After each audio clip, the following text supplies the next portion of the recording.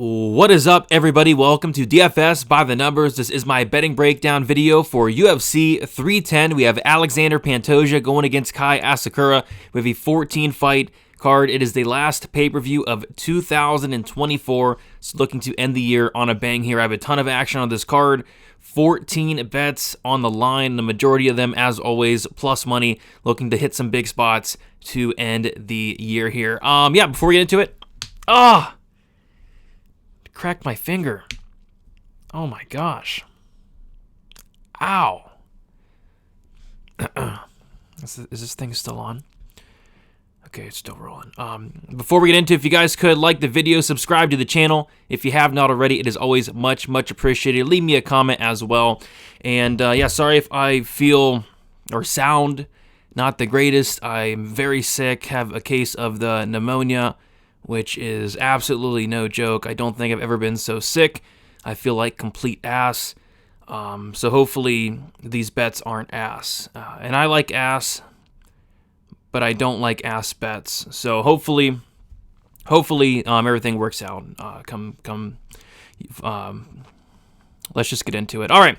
So we have the first fight of the card. It is Kennedy Nzechukwu going against Lucas Brzeski. And yeah, I'm going to end up passing here. Kennedy, big favorite here. He's not really the guy you want to trust at a big number. We've seen him drop the ball a couple times. We've seen some weird scenarios, some weird instances in some of his fights. The OSP loss was very weird. The Nikolai Negumereanu loss where he poked him in the eye 20 times, that was a little weird. The Da Un Jung invisible elbow that landed and knocked him out, that was also weird. So there's some weird stuff going on with some Kennedy fights. So not a guy I really want to lay chalk on. Don't love the price tag. The only thing I would even think about looking at would be the knockout prop. It's minus 125. I don't think that's horrible, but it's not something I'm running to the window for because I could see Kennedy go in there and just mess around and somehow take this guy to a decision. But yeah, the pick, it's got to be Kennedy. I'd be shocked if he lost, but this guy's dropped the ball before a couple times. So it's a pass for me, but Kennedy should roll. Next, we got Chase Hooper going against Clay Guida. Yeah, for me, I think it's kind of square, but the obvious outcome, I think we can all agree, is Chase Hooper by submission. It makes a lot of sense. Clay Guida's been submitted 11 times. I can't think of a fighter off the top of my head that's been submitted more than Clay Guida. He loves sticking his neck into that guillotine, and then if this fight hits the mat in any type of fashion, whether it's Hooper on top, on bottom, I think the fight's going to be over shortly after. So I think it's Hooper. It's Hooper by submission. I got Hooper by sub, minus 130 for 2 units. Actually opened up at plus money, which is kind of crazy, but that's how I think he gets it done. I think it's sub. Clay Guida's not really been knocked out much. You can see it there. He's only been knocked out twice in 62 fights, and I do think if it's a situation where he does get hurt, he's going to shoot in and get his neck snatched up. So I like Hooper. I like Hooper by submission, and I think Hooper should kind of roll right through Clay Guida on the ground. So Hooper by sub, 2 units on it. Next, we got Max Griffin going against Michael Chiesa. Yeah, it's going to be a pass here. I did pick Chiesa. Had some interest in him at plus money, but that plus money has completely dried up. It looks like Chiesa's even like minus 130 now. I don't trust Chiesa at all. I don't really trust either of these guys at all. I think this has split decision written all over it. No props really stick out. Typically when Chiesa's fighting, I like to attack his opponent to win by submission, but Max Griffin really hasn't showed me anything, any type of submission game in the UFC. So yeah, it's a pass here. I think probably some type of split decision. Don't really want to get involved. Next, we got Joshua Van going against Cody Durden. So originally, I liked the under and the fight doesn't go to decision, and then I saw the line, and it's like, I don't love the minus 145, but then I was doing my live stream on Friday, and somebody in my chat pointed out, why not the fight ends in round 2? Cody Durden fights have ended in round 2 more often than not.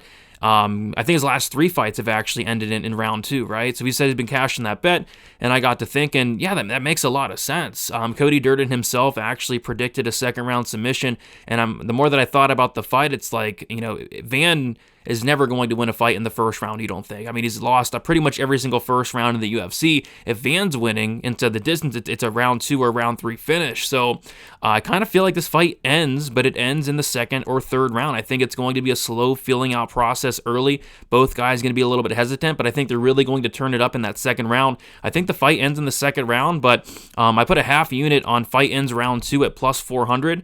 And then a half unit on fight ends round 3 at plus 700. I think that's an interesting way to play violence. Just kind of fade this fight ending in the first round. So I like violence, but I like those late props. So half a unit on the fight to end in round 2 and round 3. Let's see what happens.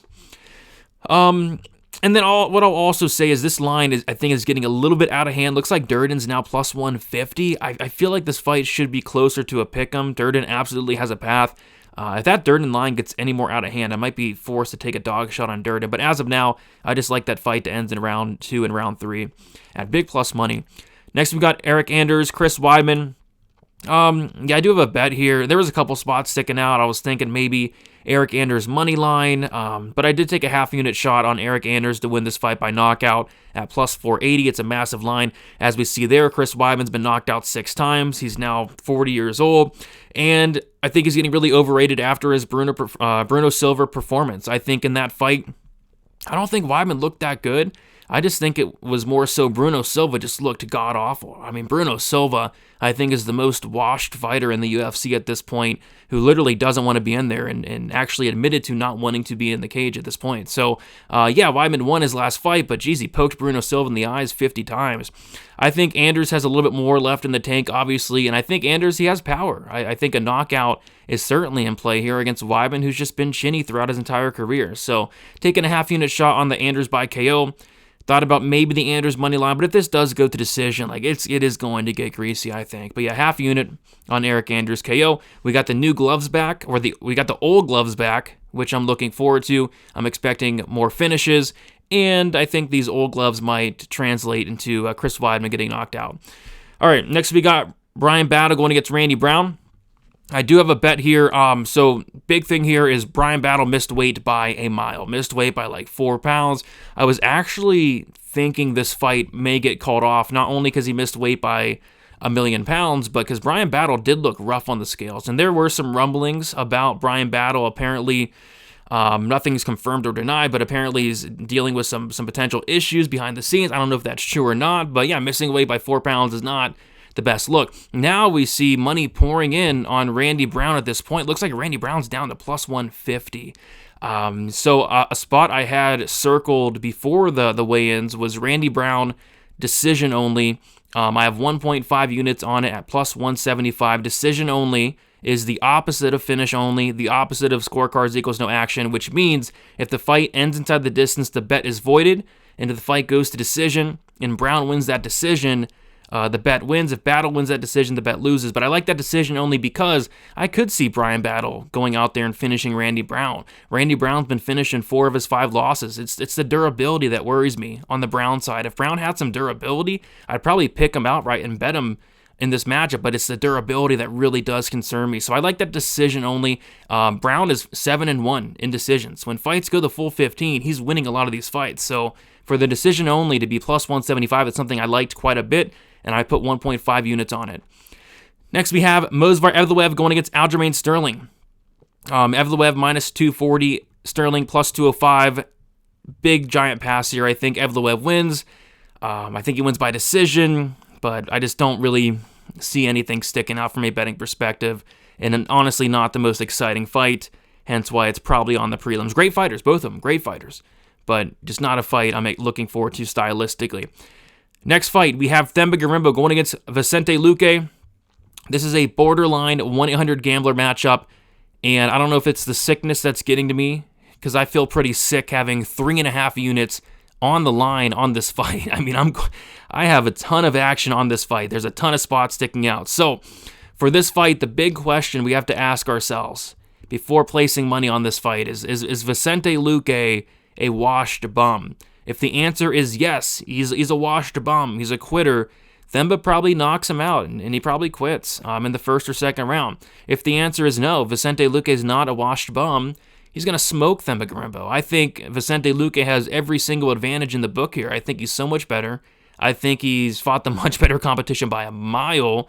I think he's the better striker, the better grappler. I even think he can out-wrestle Themba here. I truly believe that. But the problem is Vicente Luque's taken a lifetime amount of damage. He did quit in his last fight, so there are some red flags on Vicente Luque, but if he has anything left in the tank, I think he wins this fight. So I'm going to say Vicente Luque has a little something left. I don't think he's a complete washed bum yet. Could be wrong, but I don't think he's a washed bum yet. So I'm on the Vicente Luque side. I have 1.5 units at plus 136 on the money line. What I also really like is the fight doesn't go to decision. I have 1.5 units on the fight doesn't go to decision at plus 125. The reason being is if Vicente Luque is a washed bum, he's probably getting knocked out. The fight's going to finish. If Vicente Luque is not a washed bum, he's probably going to run right through Garembo, and the fight's going to finish. So I like that fight doesn't go at plus money. I think that's one of the better spots on the card even. So 1.5 units on Luque moneyline, 1.5 units on the fight doesn't go to decision, and then of course I got to sprinkle a half unit shot on Vicente Luque by submission. Nastiest starts in the game. I think he has a good chance to snatch up the neck of Themba Garembo. And yeah, I think that's sub super live for Luque, half a unit plus 500. So 3.5 units. If Garembo wins the decision, I'm screwed. But yeah, if Luque gets a submission, there's going to be a party at my place, sick or not. I'm throwing a party, alcohol, maybe some weed, some strippers. I mean, the whole everything. If Vicente Luque gets this sub, this star. So yeah, lots of action on this fight. Sketchy. It's super sketchy, but let's see how it plays out. Next fight, we got Dominic Reyes going against Anthony Smith. Yeah, I have a half unit shot on Dominic Reyes to win this fight by decision, plus 420. It's one of those fights where it's like, yes, it should finish, but how many times we've seen, more specifically, these light heavyweight fights just somehow, some way go the distance, especially with Anthony Smith. It's like, how did Anthony Smith, Ryan Spann 2 go to decision when Ryan Spann was beating the crap out of him in the second round? How did Johnny Walker, Anthony Smith, go to decision when Anthony Smith was literally trying to quit? There's been just time and time again where Anthony Smith is able to take a beating across 15 minutes. The Alexander Rakic fight, Rakic 30-27 them. So I kind of can see that here. Obviously, Reyes has the power to knock him out, but I could see just Anthony Smith getting hurt, but surviving, doing the surviving, showing that toughness. We've seen it time and time again. So I think the fight goes as sneaky, and I'm not a fight goes type of guy, but I think the fight goes as sneaky, and I think that Reyes by decision is sneaky as well. So I'm on Dominic Reyes, half a unit by decision at plus 420. Next, we got Nate Landwehr going against Doo Ho Choi. I think this has just fight of the night written all over it. I'm on the under here, 2.25 units on the under 2.5 rounds at minus 150. I think someone's getting served here. Both guys are capable of being finished, and both guys are capable of finishing. Nate Landwehr's been knocked out twice in the UFC, both in the first round, once by Julian Erosa, once by Herbert Burns, believe it or not. Borderline got knocked out by David Onama. Like, that fight probably could have potentially been stopped. And I think Doo Ho Choi has a good chance to land a big shot on a very hittable and potentially chinny Landwehr early. But if he's not able to get Landwehr out of there, I think Landwehr is going to really start to put it on him and finish him in that second or third round. So Doo Ho Choi, KO 1-2, those make a lot of sense. Landwehr 2-3 props, those make a lot of sense. But I just like the under 2.5. I think it covers both sides, covers Choi, covers Landwehr. I think somebody's getting finished in this one. Next we have Bryce Mitchell, Kron Gracie. Yeah, kind of a weird fight, but I did find a couple spots I like. I actually like violence here. I think the fight doesn't go to decision at plus 180 is interesting because I think there's some paths for a finish. So when we talk about, quitting, I think Kron Gracie might have some quit in him because to me, he pretty much quit in the Charles Jourdain fight. Like he showed up, but he just did not want to be there. And that whole fight week, it's like, he had that I don't care type attitude, and it showed in the cage. He put up the worst performance I think I've ever seen in my entire life, and I think Jourdain kind of really let him off the hook, because I think if Jourdain would have put it on him, Gracie would have probably looked for the door. And Bryce Mitchell, I kind of feel like he's going to really put it on Gracie here. I think this fight is actually going to hit the mat and play out on the mat a lot more than people think. Well, the smart thing, right, for Bryce Mitchell would be to keep it standing for 15 minutes. That's a smart thing. I don't think Bryce Mitchell's that smart. This guy came out this week saying he hates seatbelts. And how can you hate seatbelts? I mean, they keep you safe. I mean, I just don't understand that. That's not something a smart person says. Seatbelts are good. Seatbelts save lives. So I don't think Bryce Mitchell's the smartest person in the world. I think Bryce Mitchell's going to grapple with Kron Gracie. I think he's going to take him down to the ground. And if that's the case, Kron Gracie by submission at plus 1,400. It's one of those spots where, does it hit? Probably not, but at plus 1,400, I would be shocked if Gracie didn't attempt at least 3 submissions. 3 submission attempts in this fight. I think he's going to get multiple opportunities to attempt subs here, and Bryce Mitchell has been subbed before by Brad Katona, who finishes nobody. So Gracie by sub, whether you think he wins or loses, I think he loses. Plus 1,400, there's going to be opportunities, I'm thinking. So I have a quarter unit on Gracie by submission at plus 1,400, and then I also have a quarter unit on these Bryce Mitchell 2-3 props. I was not going to play these Bryce Mitchell 2-3 props until Mushroom shouted out on my show. He shouted out the 2-3, and I didn't even look at the prices because I thought that it'd be trash. Just like the Hooper 2-3 props, they're trash. The Kennedy 2-3 props are trash. But the Bryce Mitchell 2-3 props are not trash. Round 2 is plus 1,000, and round 3 is plus 1,400. I think this covers the quitting angle. If Bryce Mitchell just completely runs over Kron Gracie, it would not shock me at all if Kron Gracie just straight up quit, looked for the door. So I like the Gracie by sub sprinkle quarter unit, and then I have a quarter unit on Bryce Mitchell 2-3. 0.75 units total in this fight, which I think is fair. I think it's responsible because it's not the best fight to bet on, but those are the spots I'm kind of looking to hit big on one of those spots. Next, we got Cyril Gahn going against Alexander Volkov. Pass. Gone by decision. I was maybe looking at the Volkov plus 3.5. Don't like the line on it. Pass. Gone by decision. Shavkat Rakhmonov going against Ian Machado Gary. This one's a weird one. I've bet on every single Shavkat fight. I've made money on every single Shavkat fight. Whether it was him in his debut against Cowboy Oliveira. Whether it was, the Jeff Neal fight where I had the fight doesn't go to decision. Cash with 20 seconds left. Neil Magny, I had him to finish Neil Magny. I had him to finish all these guys. This is probably the first Shavkat fight where I'm just going to sit back and watch, I think. I have a weird feeling about this one. I know a lot of people are on Ian Gary. I'm going to pick Shavkat. I think once he gets his fight down to the ground, he'll be able to win minutes, potentially find a submission, but I'm just not extremely confident. And then you look at the line, it's minus 355. I don't love that. So I get why people are taking a shot on Gary. It's a massive line. I'm just a big believer in really both these guys, but especially Shavkat. I think this guy's just different. I think he's one of the most dangerous guys in the UFC. 100% finish rate. This guy can sub you. This guy can knock you out. I'll take Shavkat by sub, but really no props are sticking out. Nothing's really sticking out here. And then we got the main event. It is Alexander Pantoja going against Kai Asakura. And I like the Pantoja side here. I think he's got a lot of things going for him. Kai Asakura cutting down to flyweight for the first time in a while. He's no longer going to be fighting in a ring.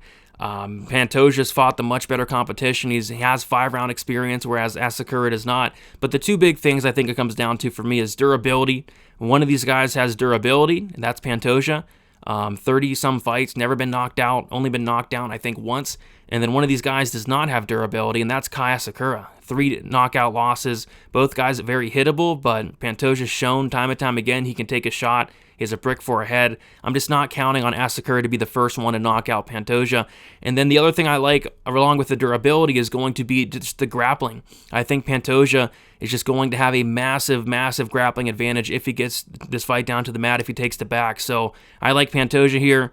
More specifically, I like him inside the distance. I'm on Pantoja inside the distance, 2 units at plus 100. I also don't mind the under 3.5, which is minus 150. I think that covers the Asakura side. If Asakura was to be the first person to knock out Pantoja, it covers that as well. But I'm getting a little bit more aggressive because I'm just not ready to put an end to the durability of Pantoja yet. So Pantoja inside the distance, 2 units, plus 100. All right. That is all I got for you guys. Going to do a quick recap. As always, the only money line bet I have this week is Vicente Luque, 1.5 units, plus 136. I'll be maybe adding something. If I do, I'll either post it on the website or post it down in the comments and pin it. Depending on where these lines move, there are a couple lines I have my eyes on. But right now, Vicente Luque money line, plus 136 for 1.5 units.